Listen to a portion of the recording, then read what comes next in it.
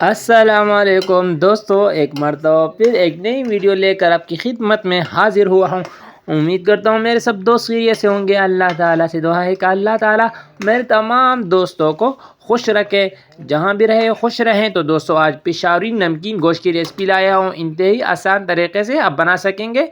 तो चलते हैं रेसिपी की तरफ। ये हमारे पास है गोश्त, बकरी का गोश्त, मटन का गोश्त 1 किलो। और इसको सबसे पहले हम बोल में निकाल के इसकी हम सफाई करेंगे, इसको धोएंगे।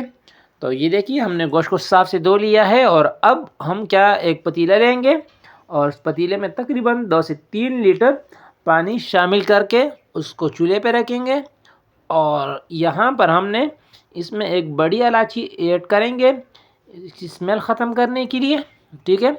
तो यहाँ पर हम इसमें शामिल कर लेंगे गोश्त और इस पर हम ढक्कन रख देंगे तकरीबन 6 से 8 मिनट के लिए। जब ये उबलने लगे, उबाले आ जाए, तो देखिए हमारे गोश्त जो है वो उबल चुके हैं। तो यहाँ पर ये आपको जाग नज़र आ रहा होगा, ये जाग हम निकाल लेंगे। सबसे पहले ये स्मेल होती है, ये बदबू होती है जो एक रेसिपी को ख़राब करती है। तो सबसे पहले हमने इसको निकाल के बाकी गोश्त को पकाएंगे, उसका पानी खुश्क करेंगे। तो लीजिए, हमारा पानी खुश्क हो चुका है और हमने गोश्त को भून लिया है, गोश्त पक चुका है। तो अब एक कढ़ाई ले लेंगे और यहाँ पर हम इसमें तकरीबन 30 से 40 ग्राम दही देसी घी डाल लेंगे और घी को हम गर्म होने देंगे।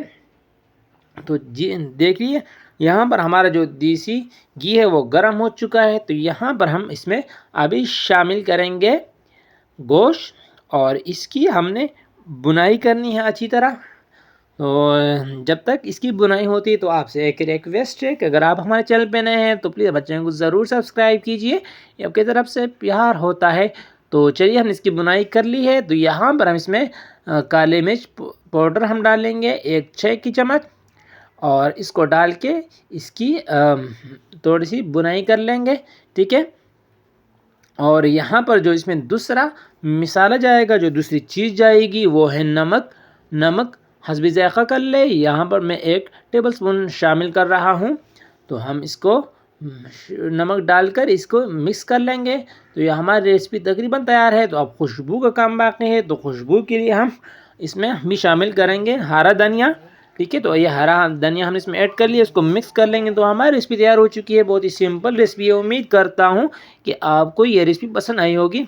अगर आपको ये रेसिपी पसंद आई हो तो प्लीज़ इस वीडियो को ज़रूर लाइक कीजिए। और अगर आप हमारे चैनल पर नए हैं तो प्लीज़ हमारे चैनल को ज़रूर सब्सक्राइब कीजिए।